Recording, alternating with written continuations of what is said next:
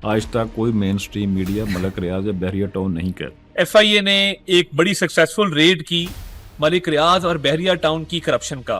वो तो बहुत बुरा बंदा है, वो तो बहुत मनी लॉन्ड्रर है। एस्टेब्लिशमेंट को अब पता चला, पूरे पाकिस्तान को डे वन से पता। अब उस पर केसेस भी बन रहे हैं, आज उसकी प्रॉपर्टी भी ऑक्शन हो रही है, अब उसका नाम भी CL पे है, अब उसके रेड वारंट के लिए भी हमने लिख के दे चुके हैं और वो किसी और मुल्क में जाके उससे अच्छी सर्विसेज दे रहे हैं। सिस्टम के अंदर एक किसी ने इतना उस ट्वीट को महसूस किया, इतना उस पर गुस्से में आए हैं कि उसकी माफ़ी का चांस नहीं है।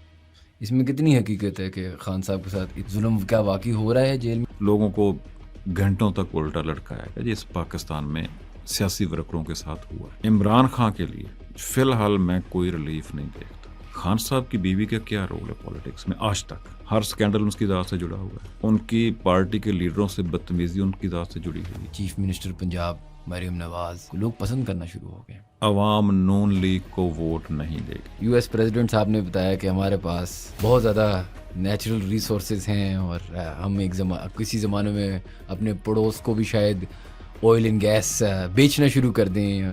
सियासी हालात कुछ भी हों, स्ट्रॉन्ग मैन यहाँ 10 से 15 साल तक किसी न किसी शक्ल में मौजूद रहेगा। 60 का इरा कहा जाता है कि पाकिस्तान का बहुत पता नहीं क्या कुछ था, एक डिक्टेटर जहाँ बैठा हुआ था, बहुत तरक्की की हमने, बहुत स्टोरी है, सारा बकवास। पाकिस्तान मुसलमान को टेररिस्ट समझा जाने लगा। अरे यार बहुत कुछ होगा, प्राइम मिनिस्टर नोटिस लेगा, कमेटी बनेगी, मीटिंग होगी, एमरजेंसी ये कर दो, सब कुछ होगा। गवर्नमेंट बहुत एक्टिव होगी, चीनी की कीमत नीचे नहीं आएगी।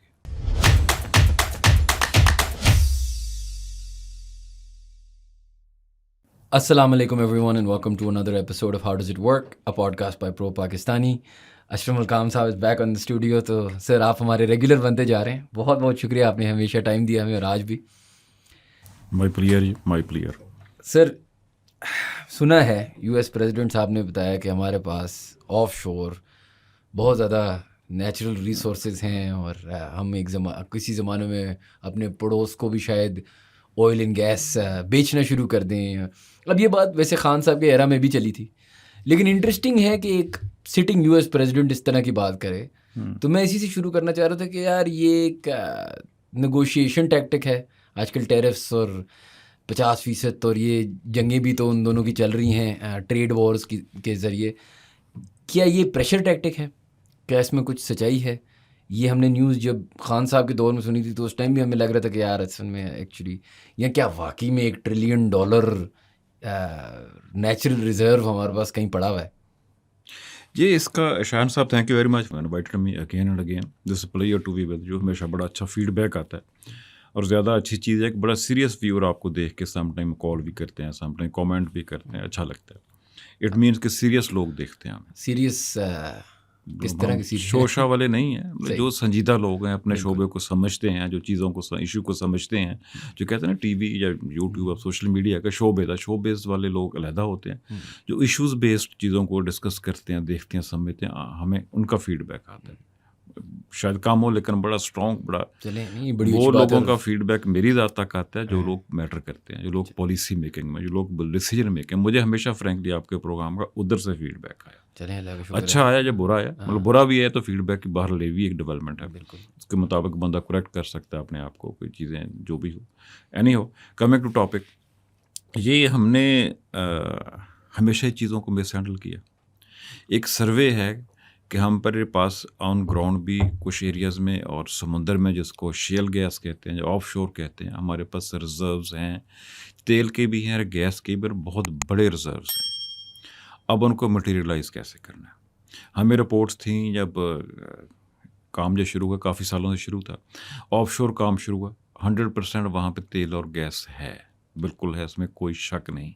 उस पर रिस्क ये होता है कि वो इधर कॉस्ट बड़ी होती है ड्रिलिंग की, बहुत महंगा। अगर ज़मीन पे जो एक वेल उसकी कॉस्ट आती है ड्रिलिंग की रफली से यू कैन के $4 मिलियन या इस तरह की, वो जाके ऑफशोर में 100 मिलियन हो जाती है। अब जो कंपनी 100 मिलियन इन्वेस्ट करके उसको कुछ ना मिले, दोबारा इन्वेस्टमेंट के लिए वो सोचती है। फिर हमारे साथ यही हुआ। जनरली एक प्रैक्टिस जो ऑयल सेक्टर की है कि जब कहीं कोई चीज़ पॉइंट आउट होती है कि वहाँ पे तेल या गैस है, इकट्ठे ही होते हैं, जो भी निकले आपकी लक है, क्वांटिटी का भी ऐसा नहीं पता होता, थोड़ा बहुत अंदाज़ा ज़रूर होता है, एग्जैक्ट नहीं पता होता।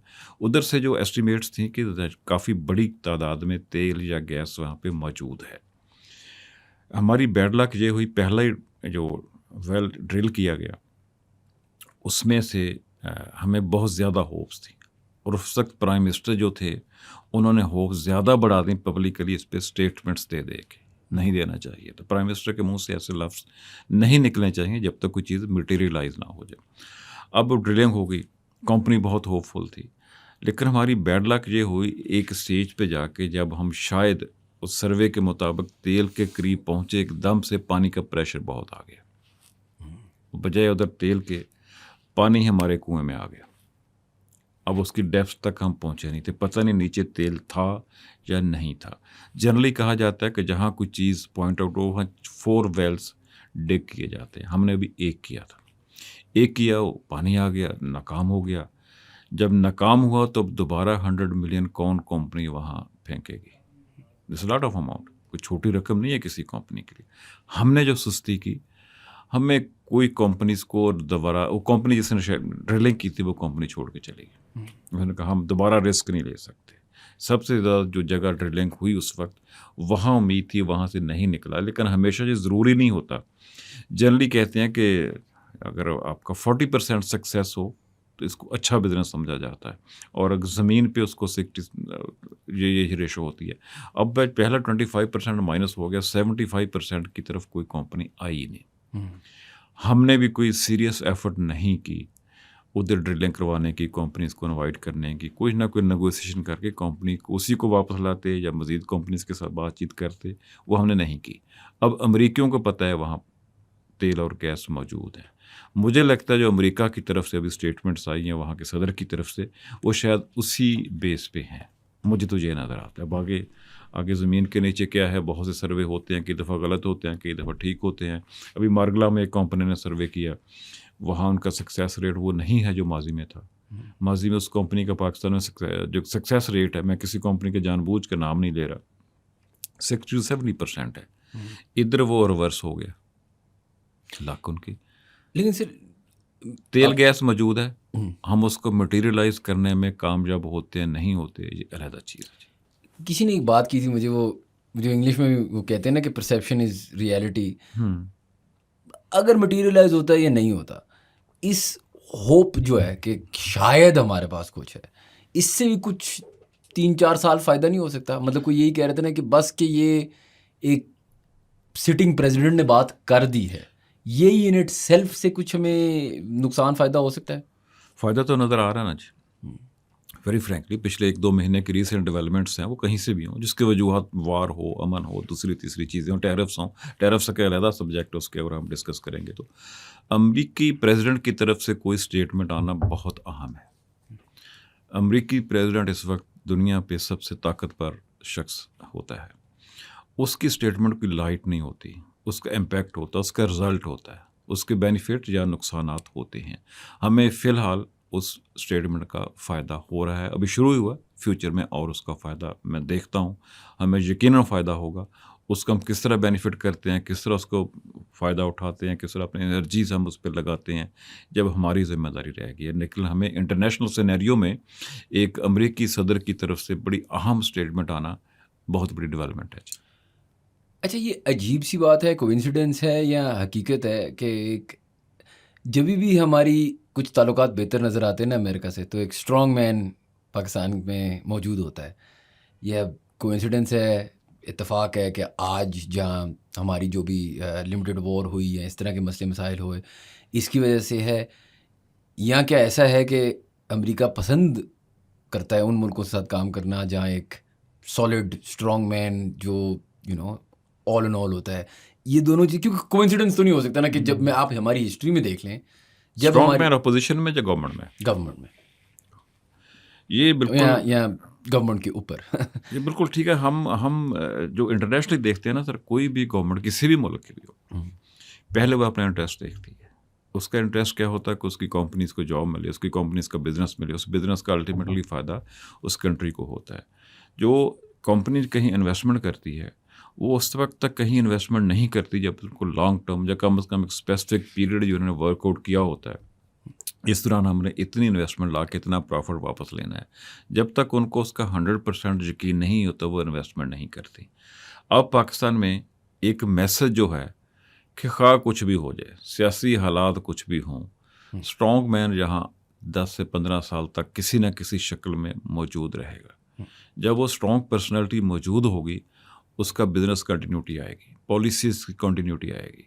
उस पे बिजनेसमैन के लिए बड़ा अच्छा एनवायरनमेंट होता है। वो देखता है कि अगर मैं 10 साल की इन्वेस्टमेंट करता हूँ या 15 साल की करता हूँ तो मुझे 15 साल में इतना प्रॉफिट आएगा, या अगले 2.5 साल में, 3 साल में, जैसे अब दुनिया में कई दफ़ा हुआ, पाकिस्तान में जो बहुत हुआ, जैसे ही हुकूमत चेंज हुई पॉलिसीज़ चेंज होगी। बिल्कुल। अभी पाकिस्तान में फ़िलहाल तो गवर्नमेंट चेंज होती नज़र नहीं आती। इवन कि मुझे इलेक्शन के अगला इलेक्शन जो एक्सपेक्टेड है 20 शेड्यूल्ड है, नॉट एक्सपेक्टेड, हमारे आइन के मुताबिक हर 5 साल बाद इलेक्शन होना है, उसके नतीजे में मुझे गवर्नमेंट चेंज होती नज़र नहीं आती।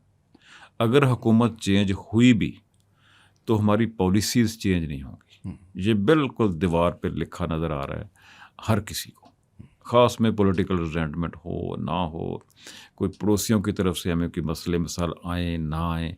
अब देखिए, हमें पड़ोसियों से हालात हमारे बिल्कुल ठीक हो गए। जैसे ही अमेरिकन प्रेसिडेंट का स्टेटमेंट आया है, ईरान के साथ हमारे तल्लुकात ठीक हो रहे हैं, अफ़गानिस्तान से तल्लुकात हमारे बहुत वर्ष से वो ठीक हो रहे हैं, चाइना मोर अग्रेसिव हो गया, चाइना से हमें बहुत पॉजिटिव वाइब्स आ रही है। हालांकि अमेरिका और चाइना की आपस में बड़ी चपकलिश है, बिजनेस रिवलरी चल रही हैं, टैरिफ्स लगाने की बात हो रही हैं, लेकिन हमारी तरफ दोनों पॉजिटिव है, पॉजिटिव सिम्टम्स, पॉजिटिव सिग्नल्स आ रहे हैं। जी, वैसे अजीब सी बात है, लेकिन मैं सोचता हूँ कभी कभार कि यार पाकिस्तान की आवाम को लगता है, और सही भी लगता है काफ़ी सिचुएशंस में, कि हमारी जो इस्टेब्लिशमेंट है ओवर रीच करती है, उन चीज़ों में घुसती है जो उनका काम नहीं है, उनको एक डेमोक्रेसी चलने देनी चाहिए ये वो।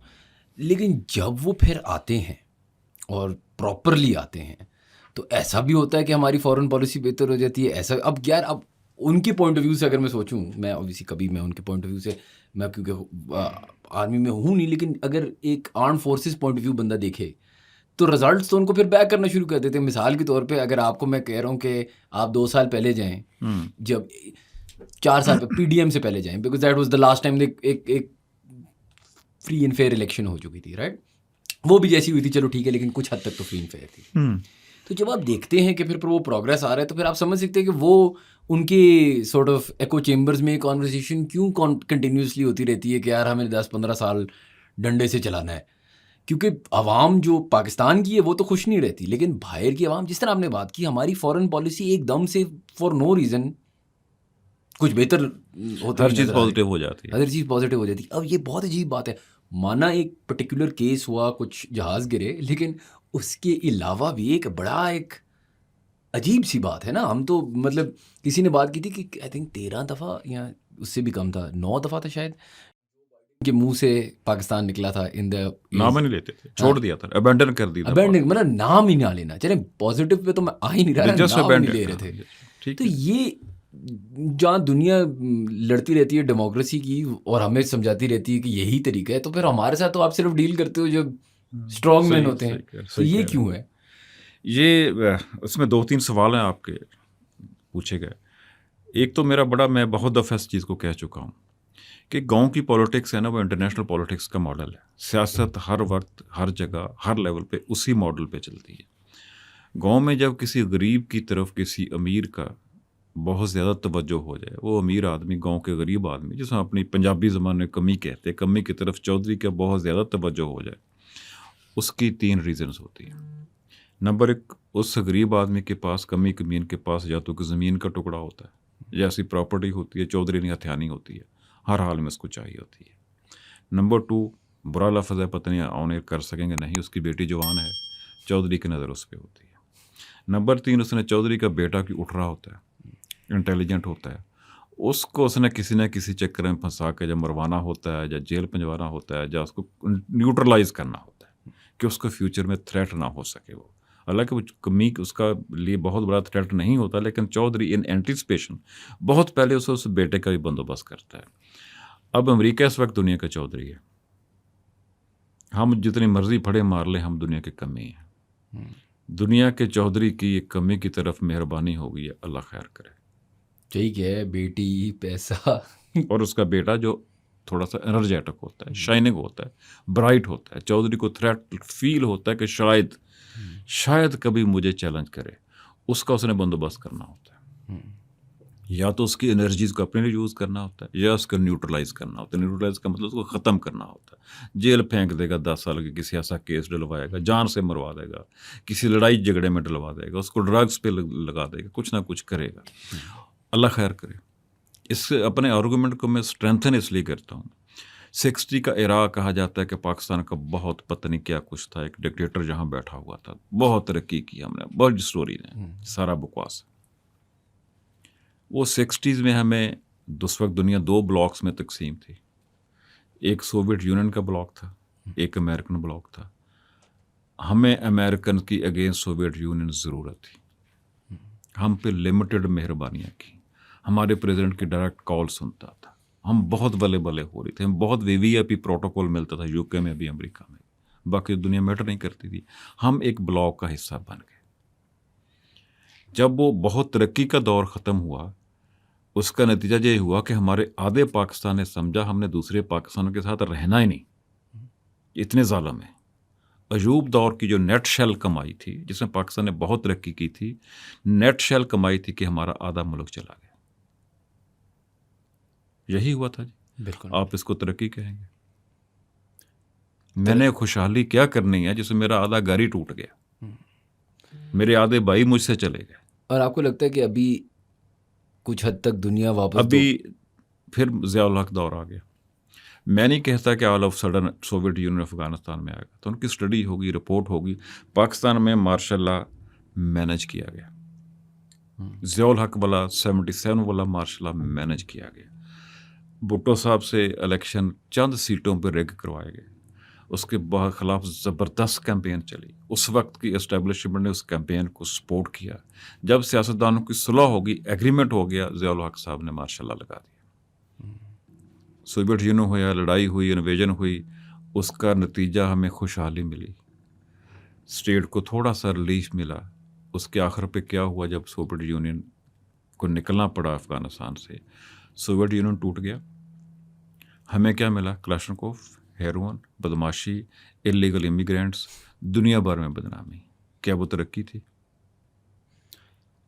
सेम स्टोरी प्रोग्राम अगर लंबा नहीं होता मुशर्रफ के ज़माने में हुई। मुशर्रफ साहब ने बिला वजह मार्शल लॉ लगाया, कोई वजह नहीं थी। प्राइम मिनिस्टर ने आर्मी चीफ को हटाया तो उसका इख्तियार है, आईनी इख्तियार है। आपने उसको चैलेंज कर दिया, ना सिर्फ चैलेंज कर दिया, प्राइम मिनिस्टर को पकड़े जेल डाल दिया, 14 साल की सज़ा कर दी। पहला केस था कि जो जहाज़ में बंदा बैठा है वो कह रहा है कि ग्राउंड पे बंदे बैठे ने मेरा जहाज़ हाईजैक कर लिया। जो बंदा गन लेके पायलट के सर पे खड़ा हो गया, वो इल्ज़ाम उस बंदे पे ला रहा है जो ज़मीन पे बैठा कि मेरा जहाज़ हाईजैक हो किया। इसने ज़मीन पे बैठे इंसान ने, उस पे प्राइम मिनिस्टर ऑफ पाकिस्तान को 14 साल की सज़ा दे दी, मार्शल लॉ लग गया। जब मुशर्रफ साहब गए, बम धमाके हमारे प्राइम मिनिस्टर हाउस में सुनेंगे, दहशतगर्दी इंतहा को पहुंच गई। कम से कम 70,000 जानों का नजराना हमने, हमारी मुसल्लह अफवाज ने और सिविल ने दिया। हमारा इंफ्रास्ट्रक्चर तबाह हो गया, हमारा कारोबार तबाह हो गया। दुनिया में हमारे नाम पे टेररिस्ट का लफ्ज़ लिखा गया। पाकिस्तान मुसलमान को टेररिस्ट समझा जाने लगा। पाकिस्तान का मतलब है टेररिस्ट। अभी तक हमारी जान नहीं छूटी इससे। क्या वो तरक्की थी? आपको लगता है अभी जो हो रहा है? जितनी हमारे 3 डिक्टेटर्स के नाम ले लिए हमने, तीनों ने इस मुल्क को तबाह किया। बुरे सियासतदान थे, बुरे, हर इल्ज़ाम उन पे था, करप्शन का, इमोरलिटी का, पार्टी चेंज करने का, लोटा बनने का। जब मशरकी पाकिस्तान की अलहदगी के पाकिस्तान नहीं संभल रहा था, आगे किसने संभाला? एक सियासतदान ने संभाला, जुल्फ़िकार अली भुट्टो ने। पाकिस्तान को एटम बम दिया, पाकिस्तान का नाम बनाया, दोबारा पाकिस्तान को गिना जाने लगा ये भी कौम है। ज़ियाउल हक साहब आ गए, हम हेरोइन स्मगलर हो गए, हम असला बेचने वाले हो गए, हम बम धमाके करने वाले हो गए। उसके बाद आके संभाला किसने? सियासतदानों ने संभाला। फिर मुशर्रफ साहब आ गए, इस्लामाबाद में ब्लैक वाटर्स फिरते थे, आए दिन हर जगह धमाके होते थे, दुनिया हमसे बात करने को तैयार नहीं थी, अमेरिका हमें छोड़ चुका था। संभाला किसने? इन्हीं सियासतदानों ने। अब फिर बज़ाहिर तो सियासतदान ही हैं, वही सियासतदान, अफसोस की बात है, वही सियासतदान इस्टेब्लिशमेंट से इस्तेमाल हुए, आपस में लड़े, केसेस वेसेस किए, इमरान खान ने बहुत किए, नवाज शरीफ ने भी किए, सब ने किए, अब भी कर रहे हैं। पीछे कौन होता है? जो हमेशा इस्टेब्लिशमेंट भी होती है, आज भी इस्टेब्लिशमेंट है। इस्टेब्लिशमेंट का ये काम नहीं है। आर्जी तरक्की, शोशा तरक्की नहीं होती। रियल सेक्टर आपका डेवलप नहीं होने देते, आपका ट्रेड नहीं बढ़ता। अब हम बड़ा खुशियाँ मना रहे हैं, अमेरिका ने यहाँ पे 19% ट्रेड लगा दिया। यार पहले नहीं था, आप ये क्यों कह रहे हैं हमें 10% रेट डाउन कर दिया, टैरिफ डाउन कर दिया के मुकाबले में या किसी के मुकाबले में? ये क्यों नहीं कहते हम पे 19% टैरिफ लगा दिया? हम पे 19% टैरिफ लगा है। हम compete नहीं कर सकेंगे तजारत करने में अमेरिका के साथ। हमारी एनर्जी बहुत महंगी है, हमारी गैस बहुत महंगी है, हम कैसे compete करें? हम 19% टैरिफ लग गया। ये नेगेटिव चीज़ है, हम इस पर जश्न मना रहे हैं। पता नहीं कौन लोग हैं वो जश्न मनाते हैं। ये बहुत बुरी चीज़ हुई है हमारे साथ। हाँ, सोशली हमें गिना जाने लगा है, हमें इंटरनेशनल फाइनेंशियल इंस्टीट्यूशंस हमारे साथ बिजनेस करने लगे हैं। हमने के साथ लड़ाई लड़ी, हम एक फातह के तौर पे निकले वहाँ से। हमारी रिस्पेक्ट हुई कि यार ये भी है इंडिया जिसको मुल्क ही नहीं समझता था। अमेरिकी प्रेसिडेंट पाकिस्तान का नाम लेना पसंद नहीं करता था, वो पाकिस्तान करता है। अमेरिकी सदर की स्पीच पाकिस्तान के नाम के बगैर मुकम्मल नहीं होती रोज़ की। अल्लाह खैर करे। हमें बहुत सोच समझ के इस मौके को इस्तेमाल करना है। अगर हमने अयूब की तरह आंखें बंद करके कैंप ज्वाइन कर लिया, ज़ियाउल हक की तरह आंखें बंद करके हम फ्रंट लाइन पे जाके सोवियत यूनियन के ख़िलाफ़ लड़ाई लड़ने लग गए, वार और टेरर में हम आंखें बंद करके हिस्सा बन गए, अगर हमने यही किया बहुत बुरा होगा हमारे साथ। हमें बहुत अक्लमंदी से जश्न नहीं मनाना चाहिए, कोई अच्छी खबर नहीं है। ये अमेरिका के हालात हैं जो इस स्टेज पे लेके अमेरिका को ज़रूरत है, हमें उस ज़रूरत को बहुत सोच समझ के एक्सप्लॉइट करना है। सर, पाकिस्तान जब आज खड़ा हुआ है, आपने 2-3 जो मिसाल दिए पिछले 1971 के और इस तरह की चीज़ों के, इसमें एक इंटरेस्टिंग सॉर्ट ऑफ आज से मैं अगर रिलेट करूँ तो बलूचिस्तान इंटरेस्टिंग है। इंटरेस्टिंग इस तरह है कि कहा जाता है वहाँ पे मिनरल्स हैं। बलूचिस्तान इस तरह इंटरेस्टिंग है कि सी पैक, ग्वादर सब एक बेल्ट है जो पाकिस्तान का फ्यूचर बलूचिस्तान से जुड़ा, बलूचिस्तान से बहुत ज़्यादा जुड़ा हुआ है। लेकिन इस पे हम at least on the face of it एक बहुत बड़ी रिबेलियस मूवमेंट है जो बलूचिस्तान अलग करना चाहती है। उसमें आप कह सकते हैं कुछ फॉरेन एक्टर्स हैं, आप कह सकते हैं कुछ एंटी स्टेट 100% हैं, इसमें शक नहीं है। वो तो स्पेशली जो आपकी BLA और इस तरह की कैटेगरी वो तो है ही है ना, वो तो दे आर। लेकिन वो कहते हैं ना कि मतलब there is no smoke without a fire. True कि वो भी किसी कोई सिम्टम है ना जिसको वो सॉर्ट ऑफ पकड़ रहे हैं, कोई एक फॉल्ट लाइन है जिसके अंदर वो घुस रहे हैं। वरना तो अगर है ही नहीं फॉल्ट लाइन, ये भी कहना गलत है शायद। लेकिन जो मैं समझ रहा हूँ ना, आपने अभी बात की कि हम जो स्टेप्स अब अगले स्टेप्स लेते हैं ये बड़े ज़रूरी स्टेप्स हैं। क्या हम किस तरीके से चाइना के साथ नेगोशिएट करते हैं, किस तरीके से हम वेस्टर्न फोर्सेस के साथ नेगोशिएट करते हैं, फिर हम किस तरीके से अपनी लोकल जो बॉडीज़ हैं, बलूचिस्तान मिसाल के तौर पर प्रोविंसेस हैं, इनसे किस तरीके से नेगोशिएट करते हैं। आपको क्या लगता है कि क्या कुछ स्टेप्स लिए जा रहे हैं to make that situation any better? Because देखिए, आप डंडे से जिस तरीके से आपने एक अग्रेसिव अप्रोच लिया पड़ोसी मुल्क के ख़िलाफ़, वो तो जंग है। लेकिन हम इंटरनली भी, मुझे कभी कभार लगता है कि हम अभी भी वो एक काइनेटिक अप्रोच की तरफ जाते हैं, एक अग्रेसिव अप्रोच की तरफ जाते हैं। ये क्या चल सकता है बलूचिस्तान में? ये आपका बहुत वैलिड सवाल है, इसमें बहुत संजीदगी से सोचना पड़ेगा। इसमें कोई शक नहीं, बलूचिस्तान में गैर मुल्की एलिमेंट शामिल है, और बड़े अफसोस से मैं कह रहा हूँ उसमें हमारे दोस्त ममालिक भी शामिल है। दुश्मन ने तो होना ही होना है, हमारा दुश्मन है, हमारे साथ जब मौका मिलता है हमें नुकसान पहुँचाता है, पहुँचाया भी उसने।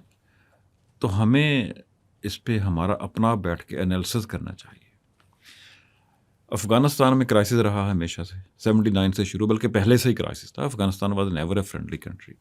जब सोवियत यूनियन आया, हमने अपने हर जान माल कुर्बान कर दिया for Afghanistan, against Soviet union. आज अफ़गानिस्तान का तालिबान हमारे ख़िलाफ़ है। ईरान के साथ भी यही था। वो तालिबान अफ़गान से नज़रियाती तौर पर, मज़ीद तौर पर इख्तलाफात के बावजूद ईरान के ख़िलाफ़ नहीं है, हमारे ख़िलाफ़ है। क्यों? ईरान 70 तक जब शहनशाह ईरान था, वहाँ पे ईरान कहता था मेरी हर चीज़ आपकी डिस्पोजल पे है। अब ईरान हमारा दोस्त नहीं है। जो बलूचिस्तान में अलहदगी की तंजीमें ऑपरेट कर रही हैं वो बलूचिस्तान में ईरान से आती हैं। क्यों? हमें बैठ के एनालिसिस करना पड़ेगा। ये लोग हमारे मुस्लिम ममालिक हैं, हमारे बहुत अच्छे दोस्त रहे हैं, हम इन पे बहुत एहसानात किए हुए हैं, वो क्यों हमारे ख़िलाफ़ है? हमें बैठ के जो एनालिसिस करना होगा, उन वजूहात को रोकना होगा। पकड़ा गया था कहाँ से आया था वो, पासपोर्ट कहाँ था? ईरान का था। जितने भी लोग अफ़गानिस्तान के कुछ तालिबान लीडर मारे गए कहाँ से आए थे? अफ़गानिस्तान पे आए थे। जो इनसाइड बलूचिस्तान टेररिज्म होता है वो कहाँ से आते हैं, कहाँ जाते हैं? 70% ईरान जाते हैं, 30% बलूचिस्तान जाते हैं। क्यों आते हैं? क्यों वो हुकूमतें हमारी बात नहीं सुनती? आखिर हमारी भी कोई ना तो गलती है ना जी। उसका हमें सबको पता है क्या है। हम इतने शरीफ लोग नहीं हैं, उसमें हमारे कसूर हैं, बिल्कुल हैं। पिछली दफ़ा ख्वाजा आसफ ने असम्बली में माना भी था कि हम माजी में ये करते रहे हैं। इसको यार दुनिया को यकीन दिलाओ, दिखाओ कि हमने अगर कुछ किया उसकी वजूहात अमेरिका और यूरोप से जुड़ी हुई थी। हमें एज ए टूल यूज़ किया गया। अब हम यूज़ नहीं होंगे और आइंदा नहीं हो रहे। क्यों? जिनके लिए हमने कुर्बानियाँ दी हैं, क्यों जो हमारे मुसलमान भाई हैं, ईरान, अफ़गानिस्तान, बाकी दो का मैं नाम नहीं लेता, क्यों पाकिस्तान में अपनी प्रॉक्सी वार्स खेलते हैं? क्यों पाकिस्तान के इकोनॉमिक इंटरेस्ट को वो डैमेज करते हैं? क्यों दुबई समझता है कि अगर वादर डेवलप हो गया तो हमें थ्रेट होगा? क्यों इंडिया जाके चाबहार में इन्वेस्टमेंट कर रहा था? हमने ईरान को क्यों नहीं बताया कि भाई ये तुम्हारे साथ इन्वेस्टमेंट नहीं हो रही, ये देखो तुम्हारे साथ जो होने वाला है, जो हुआ फिर बाद में। इनफैक्ट उस इन्वेस्टमेंट के चक्कर में जासूस भेजे गए ईरान में। तो हमें इन चीज़ों को अपने दोस्तों को बताना चाहिए, अपना भी कसूर देखना चाहिए, हमारे साथ ही क्यों सारा कुछ हो रहा है। यकीनन वजह कुछ ना कुछ अंदर है। ये तो हो गया हमारा गैर मुल्की एलिमेंट। अफ़गानिस्तान जहाँ रिच सूबा है, बहुत मिनरल्स है वहाँ पे। सारे इकोनॉमिस्ट दुनिया जहान के कहते हैं कि पाकिस्तान सिर्फ बलूचिस्तान के मिनरल्स को किस तरह मटीरियलाइज कर ले, पाकिस्तान को कुछ करने की ज़रूरत नहीं है। लेकिन वहाँ का जो बलोच है गरीब तरीन है, जिसके पास ना पीने को पानी है, ना पहनने को कपड़े हैं, ना खाने को खुराक है। हम क्यों तवज्जो नहीं करते उधर? क्या ये सरदारों की गलती है या हमारे? मैं जो भी हो, ये सरदार कहना गलत है। सरदार की आपको ज़रूरत होती है, सरदार आपका टूल बनते हैं। आज अवाम सरदार के कंट्रोल से निकल गई है। आपने क्यों अप्रोच नहीं किया डायरेक्ट अवाम को? आप सरदार को अपने मकसद के लिए तो असम्बली में वोट लेने के लिए इस्तेमाल कर लेते हैं, वहाँ तरक्की के लिए सरदार को क्यों नहीं इस्तेमाल किया? सरदार, बलूचिस्तान के सरदार कभी पाकिस्तान की हुकूमत से बाहर नहीं हुए, ना हो सकते हैं। जब आपको सियासी ज़रूरत होती है तो आप इस्तेमाल कर लेते हैं। वहाँ के सूबे की बेहतरी के लिए, वेलफेयर के लिए क्यों आपने नहीं उसको इस्तेमाल किया? क्यों डायरेक्ट अवाम को अप्रोच नहीं किया? क्यों हमने हर वक्त बलूचिस्तान पे डंडा उठा के रखा है? हमने एयरफोर्स भी यूज़ की है 70s में बलूचिस्तान के ख़िलाफ़। क्यों? उनके साथ क्यों नहीं बैठे? क्या आपको लगता है कि, चले ये तो सवाल है ना कि क्यों नहीं बैठे, क्या आपको लगता है कि ये सवाल इंटरनली पूछा जा रहा है या क्या हम वापस एयरफोर्स और काइनेटिक अप्रोच यूज़ करेंगे? एयरफोर्स हल नहीं है। हल तो नहीं है। और ये आपको एक दफ़ा लोग मुशर्रफ पे पॉइंट करते हैं, लेकिन मुशर्रफ से भी अगर आप पीछे चले जाएं, जब से बलूचिस्तान कॉन्फ्लिक्ट है तो हमने एंड में काइनेटिक अप्रोच यूज़ किया है। इस दफ़ा आपको लगता है चेंज एस्टैब्लिश अभी तक तो कोई नहीं है। अभी तक तो कोई नहीं है। मैं एक माजी का वाक़या बताता हूँ। राहिल शरीफ आर्मी चीफ थे, नवाज शरीफ प्राइम मिनिस्टर थे। बलूचिस्तान में बैठ के सिक्योरिटी इशूज़ पे बड़ी ओपन हार्ट ब्रीफिंग हुई। वहाँ के चीफ सेक्रेटरी ने उस वक्त उठकर ब्रीफिंग दी कि जी नेट शल है कि हमारे हालात इस वक्त मगरबी पाकिस्तान से मिलते जुलते हैं। बलूचिस्तान सॉरी मशरकी पाकिस्तान से बलूचिस्तान के हालात मिलते जुलते हैं। उससे बड़ा अग्रेसिवली कोर कमांडर कोयटा ने उसको रेक्ट किया। उसने कहा जी वो आप क्या बात करते हैं, मशरकी पाकिस्तान 1000 किलोमीटर दूर था, हमें ये कर देंगे, हम वो कर देंगे, फ़लाँ कर देंगे, फ़लाँ कर देंगे।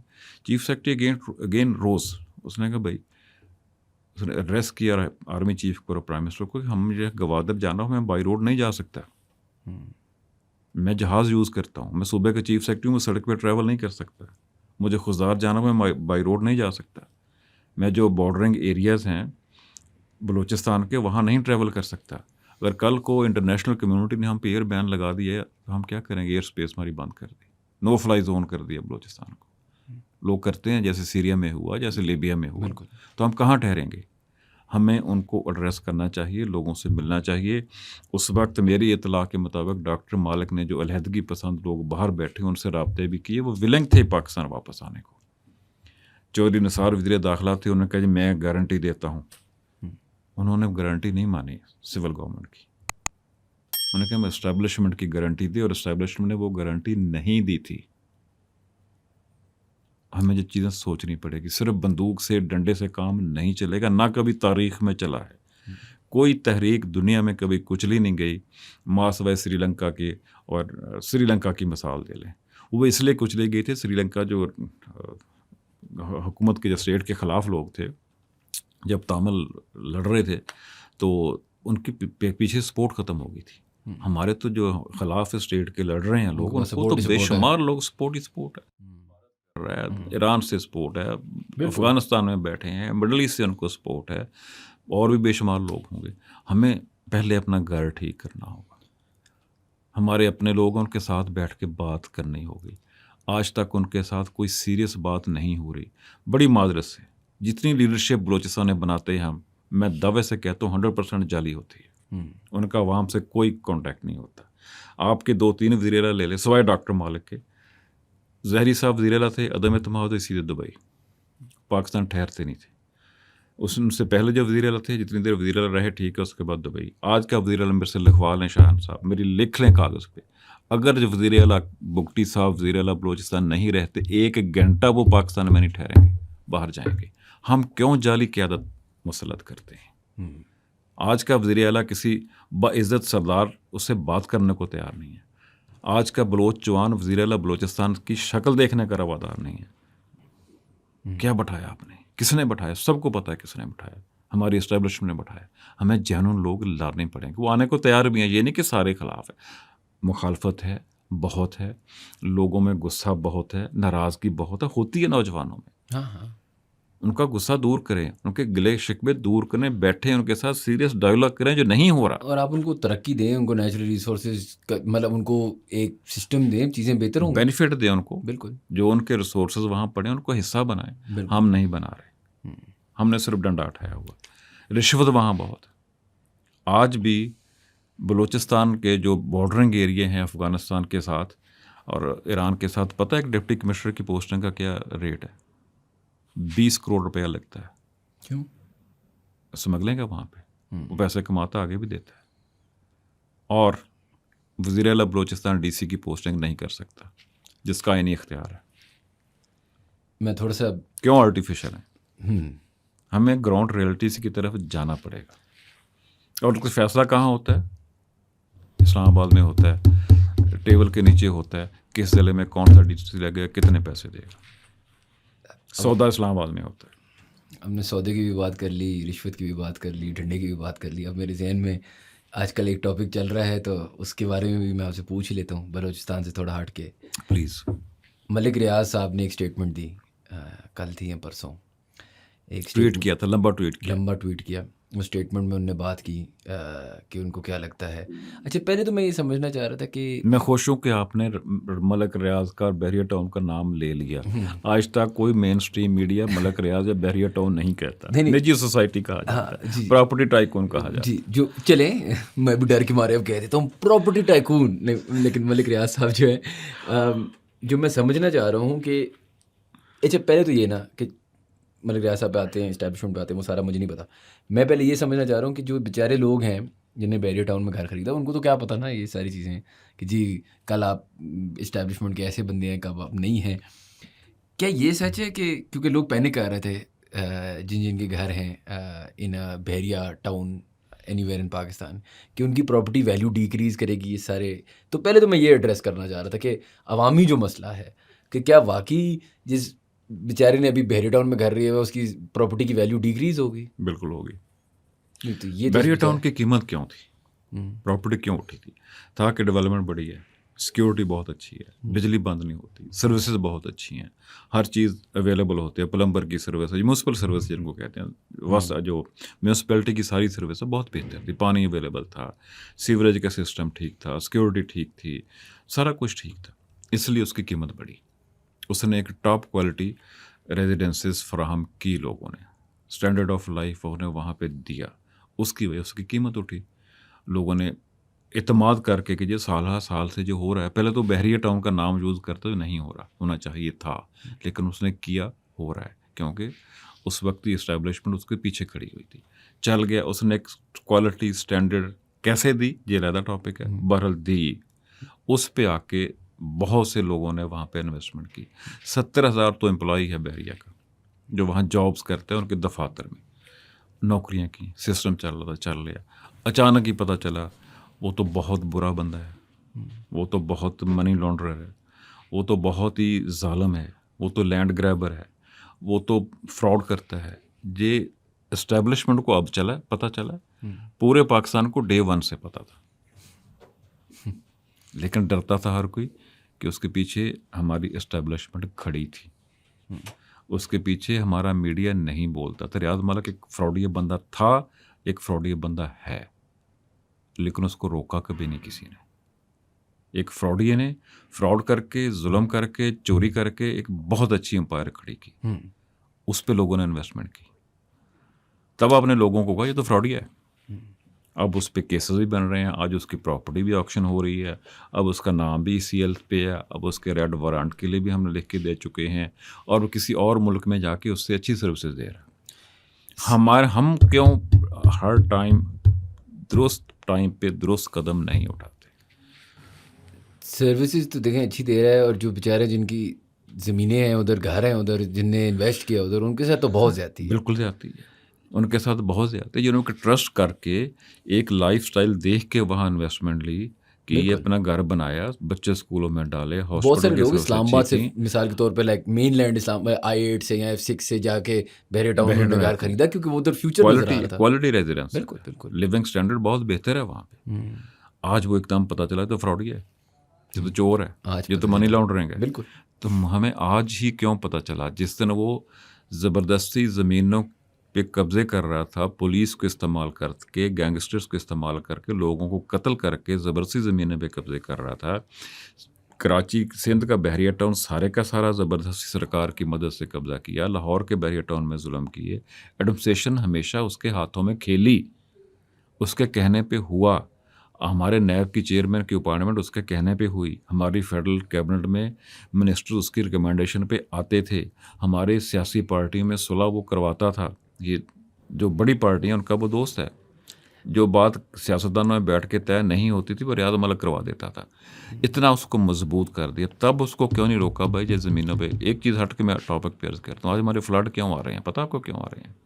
यहाँ बहरिया टाउन बना है जो कैचमेंट एरिया थे, पहाड़ों से पानी गोली की स्पीड से आता था, इधर आके रुकता था, ब्रेक लगती थी, पानी की स्पीड स्लो होती थी, आगे नाले में चला जाता था, हमारा जंगल भी फैलता था, एनवायरनमेंट का फ़ायदा भी होता था, अगले इलाके तबाही से बच जाते थे। अब हमने वहाँ आबादियाँ कायम कर दी, नालों का साइज छोटा कर दिया, ऊपर से पानी उसी स्पीड से आता है, नाले तंग हो उसकी स्पीड मज़ीद बढ़ती है, फिर वो सड़कों पे दरिया बनते हैं, दरिया में लोगों के सामान जाता है, प्रॉपर्टी जाती है, गाड़ियाँ जाती हैं, जाने जाती हैं।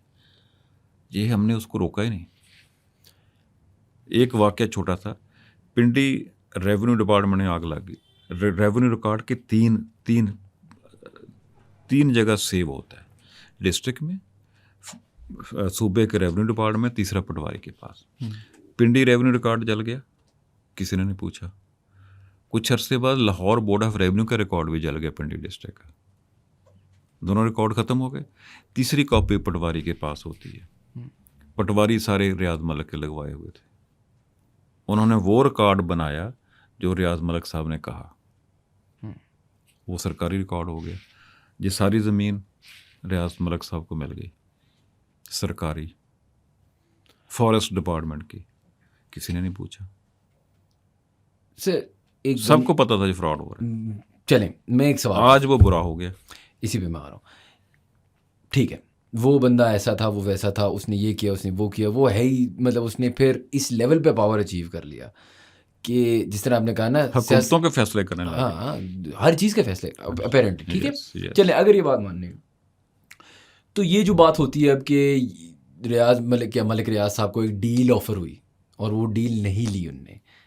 Deal in relation to Imran Khan था कि आप इमरान खान के बारे में बयान दें या गवाह हैं या जो भी है, और उसकी वजह से फिर हम आपको छोड़ देंगे। ये क्या बस एक इंटरनेट पे कॉन्वर्सेशन चल रही थी या इसमें भी कुछ हकीकत है? ये मैं तो फ्रैंकली सिस्टम इस नेट में मैं नहीं हूँ, वेरी फ्रैंकली। मानना चाहिए सहाफ़ी को, कुछ चीज़ों का मुझे नहीं पता। लेकिन हमारे बहुत ही मुस्तनद सीनियर दोस्त हैं सुहेल वड़ाई साहब, उन्होंने कल कहा है डील हो चुकी थी, बगैर गवाही के डील हो चुकी थी, सुलह हो गई थी, वो वापस आने को तैयार था। फिर उसने एक ट्वीट कर दिया ये जो अगेंस्ट एस्टेब्लिशमेंट। क्यों?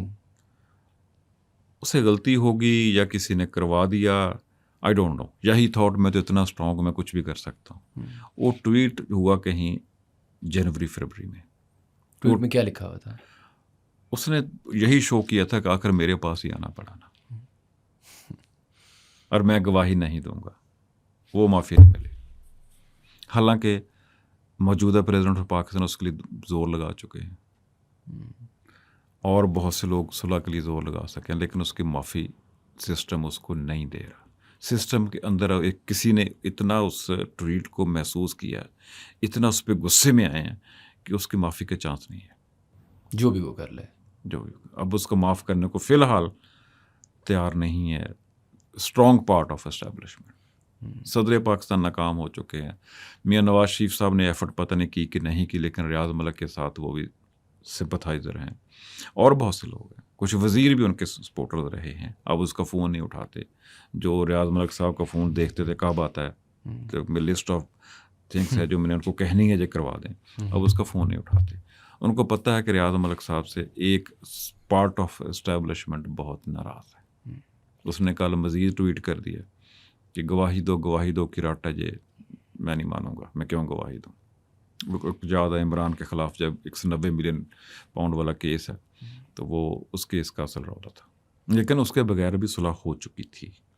वो रियाज मलिक की तरफ से टूटी है, गलती से टूटी, डेलिबरेटली टूटी।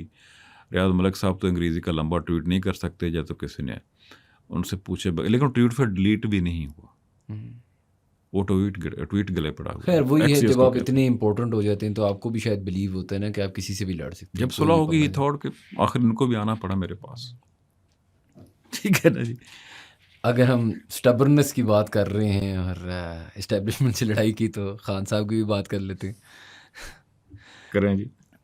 पियर्स मॉर्गन पे खान साहब के बेटे आए, दोनों, उनने बड़ी बात की कि किस हालात में उनको रखा हुआ है।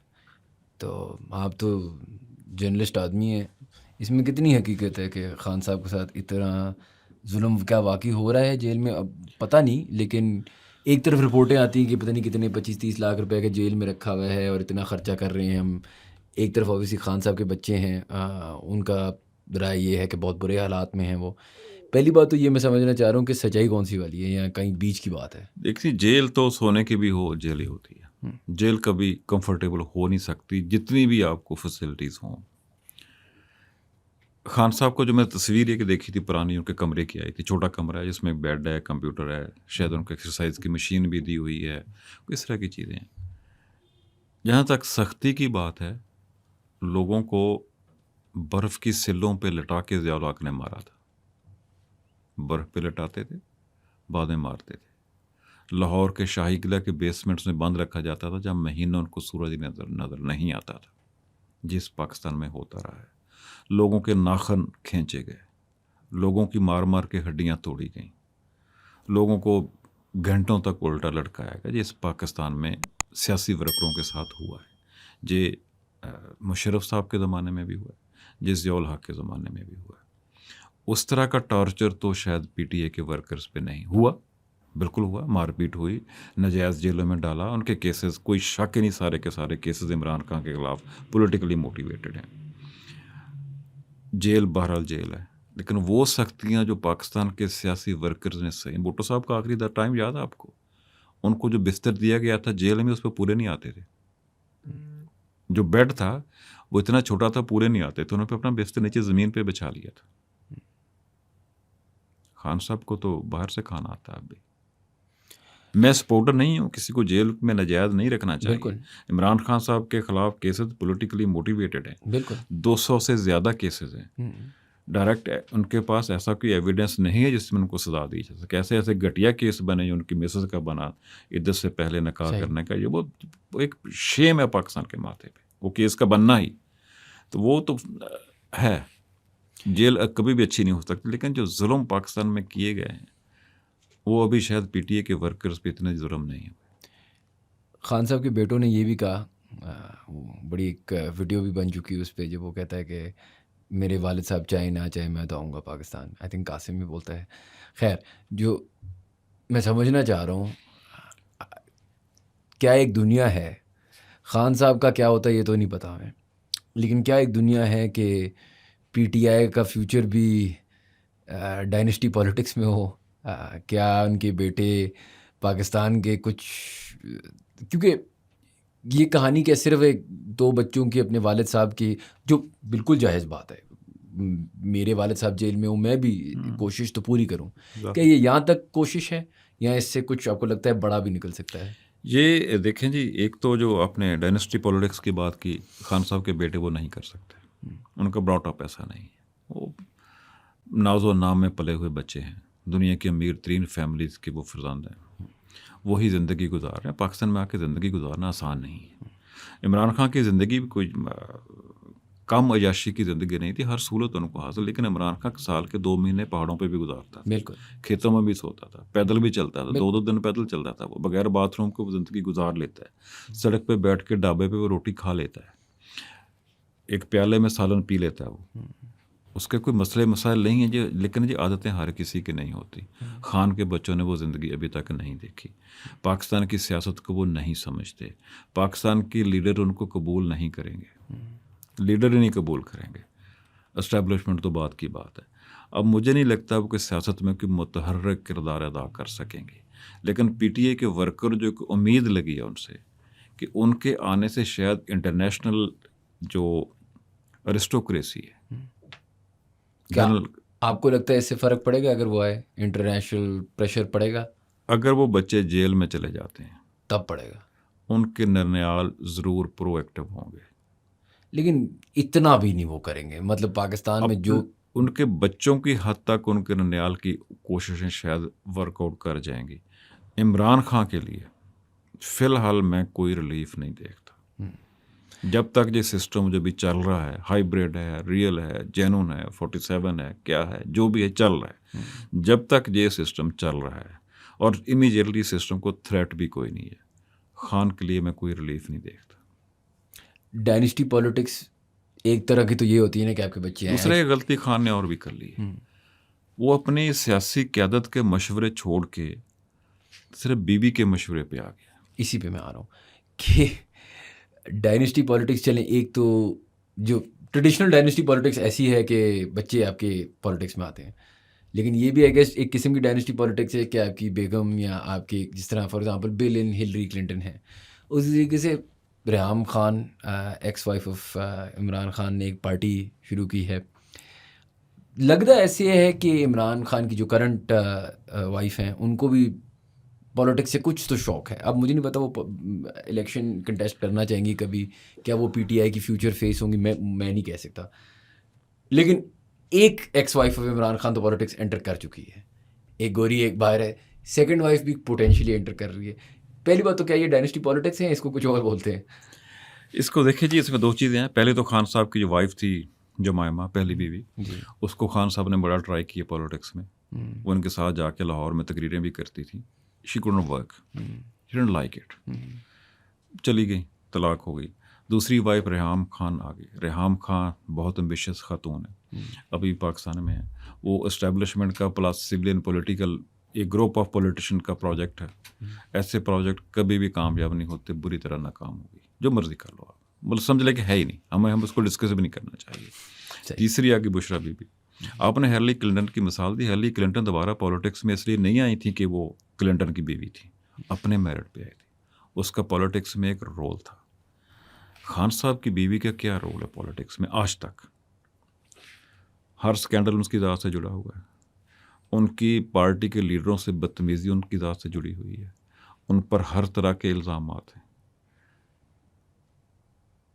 कुछ बात मेरे जहन में आ रही थी, लेकिन गैर अखलाकी हो जाए करना, उनकी ज़ाती लाइफ हमें नहीं डिस्कस करनी चाहिए। लेकिन इस पाकिस्तान में खान साहब को सोचना पड़ेगा। एक ऐसी चीज़ें बताता हूँ जो आपने पहले नहीं सुनी होगी। मोहम्मद खान जनेजो कंपैरेटिवली पाकिस्तान के अच्छे ईमानदार वज़ीर आज़म थे। उन्होंने अपनी कैबिनेट से 2 वज़ीरों को फारग किया ऑन करप्शन चार्जेस। एक जौहरी अनवर अजीज़ थे, फौत हो गए, अल्लाह उनकी बख्शिश करे। दूसरे यूसुफ रज़ा गिलानी थे। यूसुफ रज़ा गिलानी पीर पगारा साहब की बीवी का सगा भांजा था। पीर पगारा साहब की बीवी थी, वो यूसुफ रज़ा गिलानी साहब की, उनकी बीवी की बहन यूसुफ रज़ा गिलानी साहब की माँ थी। उन्होंने अपने भांजे की सिफारिश की। पीर पगारा के खादम थे जनेजो, उनके मुरीदैन में शामिल थे। उन्होंने जनेजो साहब को बुलाया। जनेजो साहब आए, पहले तो अंदर जाना ही उनके हाथ कांपते थे प्राइम मिनिस्टर के, मैं पगारा साहब के कमरे में कैसे जाऊँ, इजाज़त मिली आने की, आ जाओ। आ गए, उन्होंने हाथ छोड़ के कहा जी हुक्म। उनको पता था क्यों बुलाया। उन्होंने कहा जी यूसुफ साहब को रीइंस्टेट कर दो। उन्होंने कहा जी मुझे कुछ कहने की इजाज़त है। पगारा साहब समझ गए। उन्होंने कहा सबूत देखेंगे। उन्होंने कहा नहीं, जाओ बिल्कुल ना बहाल करो। शाम को बीवी को तलाक दे दी। तुमने मेरे से गलत सिफारिश करवाई है। मैं इतना शर्मिंदा हूँ कि मेरा मुरीद जो मेरे सामने सर नहीं उठाता, मेरे से गुफ्तगू की है उसने। ही डेयर टू से नो टू मी। तुम फारग। बीवी को तलाक दे दी। सियासत ये होती है। तो आप ऐसी खातून की हर बात मानते जा रहे हैं जिसकी एक स्कैंडल, दूसरा स्कैंडल। कौन सा इमरान के ज़िम्मे स्कैंडल है जिससे बुशरा बीबी नहीं जुड़ी हुई? कोई एक, वो पोस्टिंग ट्रांसफ़र का हो, टिकटों की तकसीम का हो, तोशाखाना का हो। तोशाखाना का केस वैसे बकवास केस है, बिल्कुल वो ऑन मेरिट पे नहीं बनता, लेकिन बहरहाल उससे नाम तो बुशरा बीबी का जुड़ा हुआ है। तो खान साहब को सोचना चाहिए। एक मशीर जो उनकी बीवी है, उसका माजी में हर चीज़ उनके साथ गलत जुड़ी हुई है, क्यों इतनी इम्पॉर्टेंट हो गई है? उसके कहने पे इस दफ़ा भी KP में सेनेट के टिकट्स दिए गए हैं। जब तक खान साहब इन चीज़ों से बाहर नहीं निकलेंगे, उनकी पार्टी उनके साथ नहीं रहेगी, उनको कोई रिलीफ नहीं मिलेगा। चलिए आखिरी खान साहब से हट के एक आखिरी सवाल पूछ लेता हूँ। सिंस डायनेस्टी टॉपिक चल रहा है, डायनेस्टी पॉलिटिक्स का, ऐसा लग रहा है कि चीफ मिनिस्टर पंजाब मरीम नवाज़ को लोग पसंद करना शुरू हो गए। अब क्या ये अच्छी मार्केटिंग है? क्या ये हकीकत है? और क्या वो अगली हमारी वज़ीर आज़म है? इसमें शायान साहब 2 चीज़ें हैं। मरीम नवाज़ साहबा ने कुछ काम ऐसे ज़रूर किए हैं जो कि बहुत अच्छे हैं, बहुत अच्छे काम। अवाम मरीम नवाज़ साहबा को लीडर तस्लीम नहीं करते, ये भी एक हकीकत है। अगर तो मरीम नवाज़ साहबा ने अवाम के वोट लेके प्राइम मिनिस्टर बनना है, वो कभी नहीं बन सकती। अगर फॉर्म 45-7 पे भी बनना है तो उनको कोई नहीं रोक सकता। ये मेरा मुख्तसर जवाब है। वैसे भी फ़ोन 45 को अगर आप साइड पे करें एक सेकंड के लिए, ठीक है, और मैं आपको कहूँ कि खान साहब को भी साइड पे कर लें, फ़ोन 45 को भी साइड पे कर लें, फ्री एंड फेयर इलेक्शन कराएं माइनस खान, कौन जीतता है? अवाम अगर खान के साथ कोई तो जीते कोई हारे, अवाम नून लीग को वोट नहीं देगी। रीज़न आप मुझसे पूछें क्यों? इस वक्त तरक्की हो रही है। नून लीग को हमेशा अर्बन पार्टी काउंट किया जाता है कि शहरों की पार्टी है। आज पाकिस्तान का ज़मींदार बहुत परेशान है। गंदम का स्कैंडल हुआ, कोई इंक्वायरी नहीं हुई, कोई रिजल्ट नहीं आया, 300 रुपये का टीका लग गया। इस साल भी गंदम के काश्तकार को 2 से 2,500 रुपये पर एकड़ नुकसान हुआ अपनी फसल बेच के, जो बहुत गरीब है। पहले अभी गन्ने में जो हुआ, चीनी में, किसको नुकसान हो रहा है? सारे पाकिस्तान को हो रहा है। बेनिफिशरी मेरा ख्याल कि 20-25 लोग हैं। मैं पहले दिन पे चीनी का स्कैंडल आया, मेरा जियो टीवी के लिए मैं काम करता हूँ, वो भी पूछते थे। मैं उनको कहता यार बहुत कुछ होगा, प्राइम मिनिस्टर नोटिस लेगा, कमेटी बनेगी, मीटिंग होगी, एमरजेंसी, ये कर दो, सब कुछ होगा, गवर्नमेंट बहुत एक्टिव होगी। चीनी की कीमत नीचे नहीं आएगी, नहीं आई। इस पे बड़ा शान से यकीन करें, इसमें आप मुस्कुराए हैं, मुझे आपका मुस्कुराना अच्छा नहीं लगा। आपने चीनी तैयार की, 15 मार्च को गन्ने का क्रशिंग सीज़न ख़त्म हो गया। चीनी का आपने गवर्नमेंट के साथ एग्रीमेंट किया कि हम 142 पे या 3 पे पर किलोग्राम बेचेंगे, क्योंकि उतने में आपको प्रॉफिट आता था, आपको वारे में आती थी बेचनी, आप बेचते रहे। फिर लंबी स्टोरी, एक्सपोर्ट हुई, ये हुआ वो हुआ। अब वही गवर्नमेंट बैठ के उसका रेट 173 क्यों मुकर्रर कर रही है? ठीक है ना, ये प्रोडक्ट तैयार हो गया, मैं कहता हूँ शान साहब मैं 143 में बेचूंगा, आज मैं कहता हूँ नहीं यार 173 में बेच लो, क्यों? फिर उस वक्त जब चीनी के कारोबार से सदर मुमलकत जुड़े हुए हैं, चीनी के कारोबार से प्राइम मिनिस्टर ऑफ पाकिस्तान जुड़े हुए हैं, चीनी के कारोबार से चीफ मिनिस्टर पंजाब जुड़ी हुई है। अब वो कह सकते हैं मैं नहीं हूँ, लेकिन उनकी फैमिली तो है ना। हम कह देते हैं मेरा क्या तल्लक है, हम बड़े बेशरम फेस से कह देते हैं, हमारे तो वजीरों ने कहा है कि मेरा क्या तल्लक है, वो तो मेरे बेटे का कारोबार है। बिल्कुल। यार खुदा मेरे का इस पॉडकास्ट पे भी एक दो काफ़ी बड़े पॉलिटिशियंस आए हुए हैं कि जिनने मेरे मुझे- बेटे का, यार खुदा का खौफ करो यार, किसको बेवकूफ़, आज का अवाम बेवकूफ़ नहीं है। अब ये चीनी का जो टीका लगाया अवाम को, आप 173 की बजाय 200 की बेच रहे हैं, किसकी जेब से पैसा जा रहा है? कौन सा आज पाकिस्तानी है जो नहीं समझता इस वक्त की हुकूमत चीनी के चक्कर में लूट रही है? हर पाकिस्तानी समझता है हुकूमत किसकी है, अच्छी या बुरी, कमज़ोर या ताकतवर, हुकूमत नून लीग की है। सदर पाकिस्तान तो पीपल्स पार्टी के बैठे हैं, गवर्नर्स तो पीपल्स पार्टी के बैठे हैं, तो किसको बेवकूफ़ बना रहे हैं आप? जो चीनी आप जिसको रफली 65 रुपीज़ पर केजी नाजायज़ फ़ायदा दे रहे हैं, कौन लोग हैं वो? क्या ऐसी चीज़ें जब होती हैं, और ये मेरा आखिरी सवाल फिर मैं आपको जाने देता हूँ, क्या जब ऐसी चीज़ें होती हैं, establishment does it turn a blind eye to this, या don't bother, the don't bother, to some extent वो भी बेनिफिशियरी होते हैं, शुगर मिल्स तो उनकी भी है ना।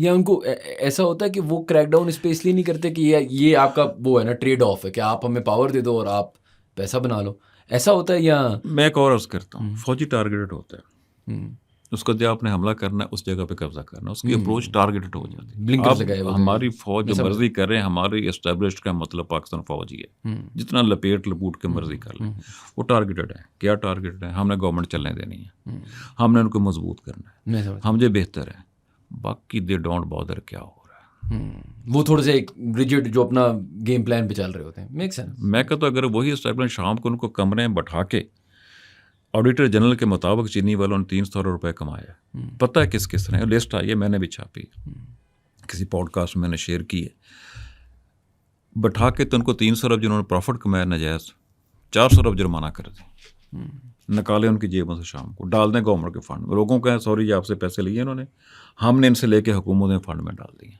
उनकी तालियां बजेंगी, ज़्यादा पॉपुलर होंगे। नहीं करते, तवज्जो नहीं है इधर, फोरसाइट नहीं है, फोरसाइट नहीं है, मेक सेंस। ये करने की चीज़ें हैं जो नहीं करते। आंखें, वैसे भी करप्शन इस मुल्क में अब कोई इशू नहीं रहा। और बाजवा, कमर बाजवा के बारे में मशहूर था, इमरान खान ने बार बार कहा, सच कहा है कि करप्शन मसला नहीं है जो होती है। यार क्या करते हैं आप, करप्शन भी किस में होती है? अब गरीब आदमी की जेब से, उसकी जेब से पैसे निकाल रहे हैं जो ज़िंदगी की सांस चलानी मुश्किल हो रही है उससे। बिल्कुल, ये जुल्म है, जुल्म तो है। जुल्म के दौर चलते नहीं है फिर। चलिए सर, बहुत बहुत शुक्रिया, आपने हमें Thank you वापस very टाइम much. दिया, बहुत कुछ सीखने को मिला। Thank you guys for watching. If you enjoyed our content, please do subscribe to our channel and we'll see you for the next podcast.